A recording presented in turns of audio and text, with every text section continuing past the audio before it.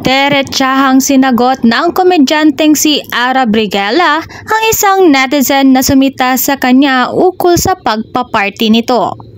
Nag-upload kasi ang anak-anakan ni Vice Ganda sa kanyang Instagram ng larawan nila ng award-winning actress na si Nadine Lustre. Energy doesn't lie sa ad ni Aura sa kanyang caption.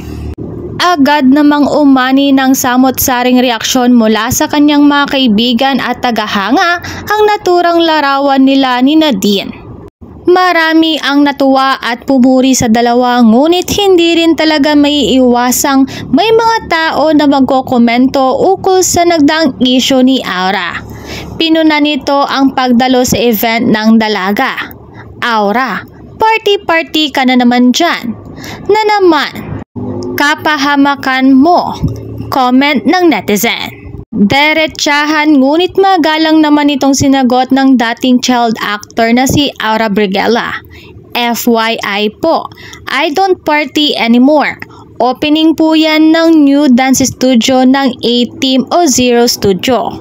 Pagpapaliwanag ni Aura. Nag-reply naman ng netizen sa sagot niya.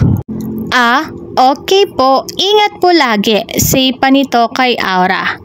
Matatandaang naharap sa kontrobersiya noong nakaraang taon ang alaga ni Vice Ganda na si Aura Brigela matapos itong masangkot sa isang brawl incident na nangyari sa isang bar sa Poblacion, Makati noong June 2023. Ayon sa kwento, ninais lang ni Aura na ipagtanggol ang kaibigan niya mula sa mga kalalakihang nambastos dito.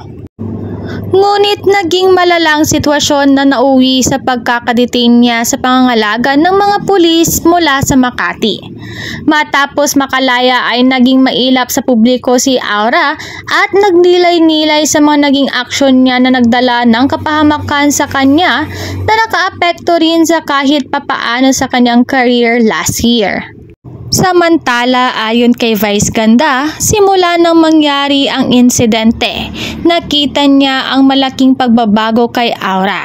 Mas naging responsable ito at mas pinahahalagan na ang kanyang kapakanan at imahe.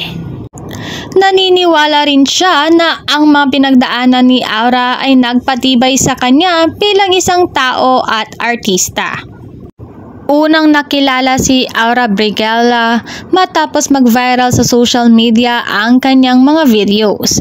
Kasunod nito nakapasok siya sa mundo ng showbiz sa tulong nina Vice Ganda at Coco Martin na nagbigay sa kanya ng mga magagandang oportunidad sa mundo ng showbiz. Naging bahagi siya ng FPJs Ang Provinciano at napabilang din siya sa ilan sa mga pelikula ni Vice Ganda.